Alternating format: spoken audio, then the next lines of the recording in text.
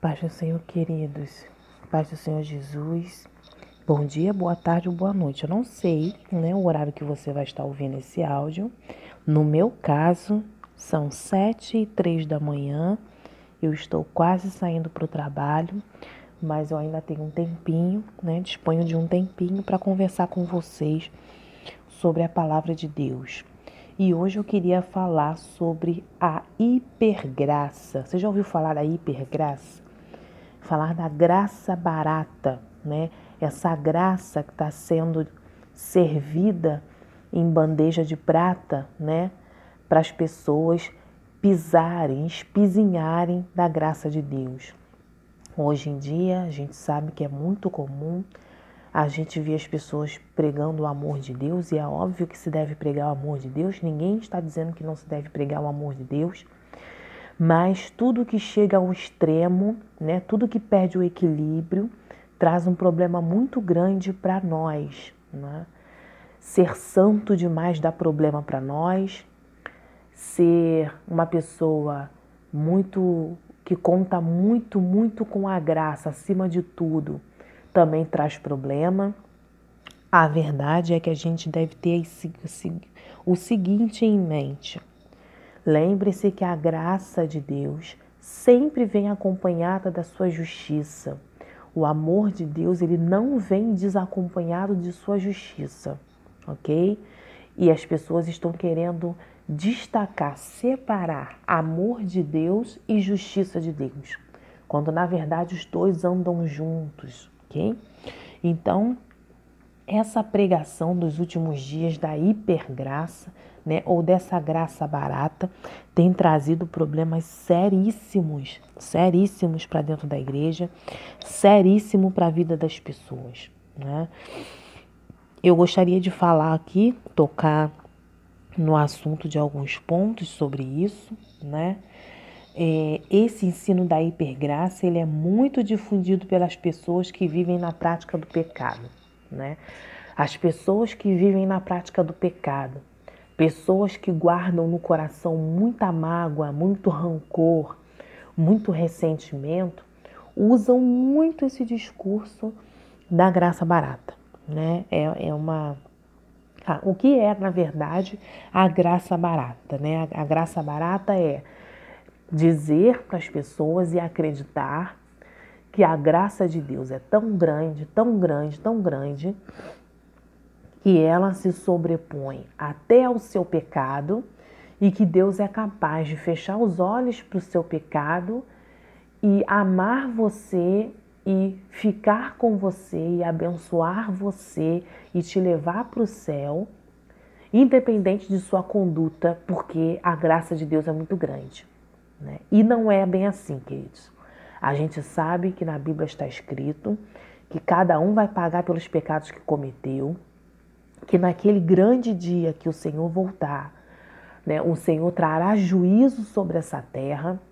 Por mais que o Senhor ame a sua criatura, isso não vai ser motivo para Deus deixar de trazer o juízo que ele tem que trazer sobre a terra. Porque Deus é amor, mas também é justiça, a gente sabe disso muito bem. E a graça barata, ela quer anular isso, né? Ela quer mostrar para nós um Deus que nos ama tanto, mas que nos ama tanto, que ele é capaz de nos levar para o céu, mesmo se a gente não estiver andando em santidade, por amor. E isso é uma mentira. É uma mentira, queridos, que está sendo muito bem difundida hoje, sabe? É uma mentira que massageia o ego, né? Porque afinal de contas, quem não quer ouvir isso? Que Deus ama tanto que você pode fazer o que for, que o Senhor vai te perdoar e vai te levar para o céu de qualquer forma, né? Você pode, querido, fazer o que for, cometer o pecado que for. Você pode ter sido um assassino, você pode ter sido um corrupto, um estuprador, você pode ter sido uma adúltera, você pode ter sido o que for. Deus vai te perdoar a partir do momento em que houver arrependimento, ok? O arrependimento é a chave.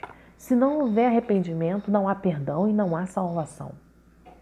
E é isso que, infelizmente, não está sendo pregado, né? Bem, muitas pessoas usam o discurso da graça barata para aliviar o peso do pecado que eles não querem largar, né? Pregam a graça, mas vivem na prática do pecado. Então, o que acontece? Muitas pessoas que supervalorizam, né, que colocam a graça de uma forma muito macro, elas, na verdade, têm coisas dentro delas que elas escondem. E como elas não conseguem lidar com aquilo que elas fazem, elas internalizam, elas põem na cabeça delas que, apesar delas serem aquilo, delas fazerem aquele ato de praticarem tal coisa que Deus não aprova, apesar disso, Deus sabe que ela não tem forças para lutar contra aquilo, então que Deus a perdoa e Deus vai levá-la para o céu a si mesmo. E aonde fica aquela palavra, querido, que o Senhor diz na Bíblia? Que ninguém seria tentado acima de suas forças. É disso que ninguém lembra, né? Nós somos pecadores, somos susceptíveis ao erro, né? Nós sabemos que nós temos nossas fraquezas e o diabo, ele é esperto. Ele vai atacar a gente justamente na nossa fraqueza, porque ele não é bobo, né? Ele não joga para perder. Mas a Bíblia nos garante, o Senhor nos garante que nós não seríamos tentados acima de nossas forças. Nós temos N exemplos na Bíblia de pessoas que resistiram às tentações. O exemplo clássico foi José. José foi tentado pela mulher de Potifar. Eu particularmente acredito que deveria ser uma mulher belíssima, né? Uma mulher muito linda, uma mulher atraente. E, no entanto, José literalmente correu daquela mulher, né? Então, ele deu o primeiro passo, vamos dizer assim. Outra coisa importante, essa teologia, vamos dizer assim, da hipergraça, ela prega sobre um Deus que ama tanto que não julgará a conduta da pessoa que erra. Deus me ama tanto que ele não vai me julgar. Vai sim, querido. Deus ama, mas Deus julga. Deus é um pai muito justo. Isso é uma visão exagerada da graça de Deus, não é? Elas inutilizam os ensinos que estão no Antigo Testamento, porque não são da era da graça. Então a hipergraça, essa graça barata, ela tem a mania, vamos dizer assim, de inutilizar todos os ensinos que o Antigo Testamento tem. Então ela diz assim: não, nós vivemos sob a era da graça. O Antigo Testamento era lei, né? Jesus veio e inaugurou a graça e ponto, acabou. O que ficou para trás ficou. Não, queridos, não é bem assim, né? Eu já tenho dito nos outros vídeos que a gente viu que viver sob a era da graça é mais difícil ainda do que viver sob a era da lei, não é verdade? A lei cuidava do pecado, né? A lei cuidava do quê? A pessoa pecava, né? E a lei tratava justamente depois que o ato já tinha sido cometido. Cometeu o pecado, a lei ia lá, cuidava daquilo ali, era aplicada sobre aquilo ali. Agora, a graça, ela vai cuidar do pecador arrependido, porque a lei cuidava do pecado em si, mas não do pecador, ok? Tanto é que, vez após vez, o pecador tinha que estar indo lá sacrificar para ter o perdão dos seus pecados. Agora, a graça é para cuidar do pecador que se arrependeu. A pessoa se arrependeu, pediu perdão a Deus, correu atrás da sua justificação, foi procurar Jesus, que é o nosso intercessor, junto ao Pai, né? Se arrependeu do que fez. E o que a graça vai fazer? A graça vai tratar esse pecador arrependido e vai fazê-lo andar em santidade. Ok? Isso é diferente. A graça não é um respaldo para se viver em pecado, né? Não é um sacrifício como no Antigo Testamento que você vai lá, apresenta o sacrifício para ter o seu perdão. A graça é o antídoto contra a prática do pecado. Ok?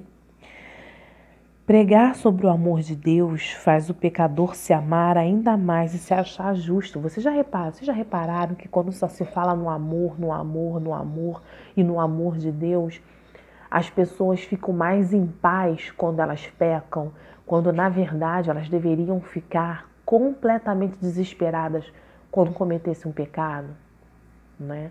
Então, essa teologia do hiperamor de Deus está querendo fazer com que as pessoas sintam-se cômodas nos seus erros. É muito comum hoje você ver pessoas falarem assim: poxa, eu pequei, eu peco, mas quem não peca? Todo mundo peca. Deus entende meu coração, Deus entende as minhas fragilidades, as minhas dificuldades. Ok, ninguém está dizendo que Deus não entende, Deus entende sim, né? Agora, o que você vai fazer a respeito disso? O que faremos a respeito disso? Vamos continuar, como diz a palavra de Deus, continuar pecando para que a graça abunde em nossas vidas? Não, muito pelo contrário. É justamente pela graça que você abandona o pecado, né? Graça é favor imerecido. Você recebe o perdão do seu pecado, apesar de ser quem você é, apesar de sermos quem nós somos, o Senhor nos dispensa esse favor imerecido quando há nosso arrependimento. E aí, quando o Senhor nos dispensa esse favor imerecido, essa graça, o mínimo que nós podemos fazer é nunca mais voltar a cometer aquele erro. É ter um coração agradecido ao Senhor. É fazer de tudo para não machucar o coração de Deus, não magoar o coração do Senhor. Depois de tudo que Ele fez por nós. Ok? Então, o que eu queria dizer, essa semana eu ouvi uma pregação que mexeu muito comigo. E aí falava da morte de Jesus, falava do como Ele sofreu, de como Ele sofreu no nosso lugar. De como Ele passou mas tanta coisa ruim no nosso lugar. E queridos, Jesus não merecia nada do que Ele passou, nada. Jesus era puro, era santo. Jesus era maravilhoso, ele não merecia ter tido o corpo dele dilacerado, ele não merecia ser cuspido, ele não merecia uma morte tão cruel, tão dolorosa, uma tortura daquela. Jesus não merecia aquilo. E, no entanto, ele passou por tudo aquilo, por amor a nós, para que a gente pudesse ter acesso ao Pai novamente e pudéssemos ter a nossa salvação. Jesus era puro demais, ele não merecia passar por aquilo. Então, hoje, quando nós pensarmos em abandoná-lo, ou achar que a nossa vida cristã é muito difícil, ou achar que, eu não vou aguentar continuar servindo a Deus não, porque ser cristão é muito difícil. Pensa, queridos, mas na hora que você pensar assim, você pensa no sacrifício, todo o sacrifício que Jesus passou na cruz do Calvário, sem merecer. O mínimo que nós podemos fazer é ser gratos e fugir do pecado e viver com Ele, para Ele e fazer tudo em prol dEle. Porque nenhuma outra pessoa nesse universo faria por você e por mim o que Jesus fez. Entende? Entende por que a gente não pode viver na prática do pecado? Entende por que a gente tem que se consertar? Porque a gente tem que andar em santidade? Porque o nosso Jesus merece tudo isso. Ele merece, ele é o único que é digno que a gente se sacrifique. Olha que o nosso sacrifício não é nada comparado com o que ele fez. Ele é o único que merece todo o nosso sacrifício, toda a nossa vida, todo o nosso corpo, alma, mente, coração, tudo aquilo que podemos ser. Porque nenhum outro Deus fez o que Jesus fez por nós. Nenhum outro.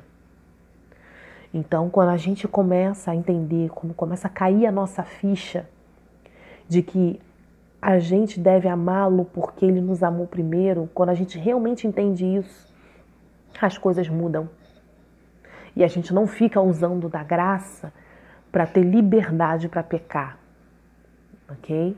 Então, eu queria dizer para vocês aqui antes de encerrar, cuidado com esses pregadores que pregam que tudo é graça, tudo é graça, tudo é graça, tudo é graça. Esquecem que há uma lei e que Jesus não veio revogar essa lei, ele veio para cumprir essa lei. Esquecem que o Senhor é amor, mas é justiça. E que o amor de Deus vem acompanhado, vem atrelado à sua justiça. Deus é um Pai amoroso e justo. Muitas pessoas estão esquecendo disso. E estão apelando para essa questão da hipergraça de Deus, como se pudessem fazer de tudo que o Senhor fosse obrigado a perdoá-los. E não é bem assim, queridos. É triste perceber que tem pastores ratificando isso, ensinando o povo assim. E aí a gente vê um monte de gente dentro das igrejas doentes, cheias de problema, pessoas instáveis, ficam em altos e baixos, uma hora tá bem, outra hora tá mal, uma hora ama a Deus, outra hora quer voltar pro mundão, uma hora que adora a Deus na igreja, na outra hora não quer mais saber de igreja. Pessoas altamente instáveis, porque não entenderam o valor do sacrifício de Jesus na cruz, porque não entenderam a magnitude do que Jesus fez na cruz e não entenderam a dinâmica da graça de Deus. Em nome de Jesus, eu quero que cada um de vocês reflitam nessa palavra. Eu tenho refletido nessa palavra, eu tenho refletido nisso durante essa semana.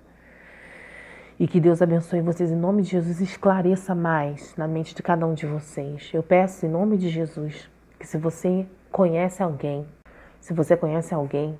que está enraizado, que está cego por essa doutrina, essa teologia da hipergraça, você sabe que a pessoa não vive uma vida correta diante de Deus, mas ela se coloca diante da graça de Deus como se ela pudesse fazer de tudo que a graça iria suplantar tudo isso. Queridos, em nome de Jesus, ore por essa pessoa. Pede ao Senhor para abrir a visão dessa pessoa antes que seja tarde demais, porque Jesus está voltando. A gente não tem mais tanto tempo assim, as pessoas precisam abrir seus olhos. Tem gente vivendo em pecado, queridos, achando que vai para o céu, achando que vai ser arrebatado, sabe? Isso é muito perigoso. Olha a que ponto essa questão da hipergraça chega, né? Olha o perigo. Pessoas acreditando que só tem um pecado na vida que não consegue vencer, elas acham que Deus sabe, Deus conhece o coração delas e que mesmo assim o Senhor Jesus vai arrebatá-las. É uma mentira, não irá arrebatá-las. Então, em nome de Jesus, ore por essas pessoas para que o Senhor abra os olhos dela. E sempre que você tiver oportunidade, você converse com ela sobre isso e tente abrir os seus olhos, porque nós fomos chamados para a defesa do Evangelho e para pregar a verdade. Amém? Em nome de Jesus. Se você gostou dessa mensagem, eu peço que você compartilhe esse vídeo em nome de Jesus com pessoas que precisam ouvir, para pessoas que querem aprender também. E se você tem algo mais a dizer sobre essa teologia da hipergraça, pode escrever aqui embaixo que eu respondo a vocês à medida do possível. Se vocês quiserem falar comigo pessoalmente, vocês podem enviar um e-mail pelo dianap@gmail.com, dianap@gmail.com, ou também pode nos seguir no Instagram.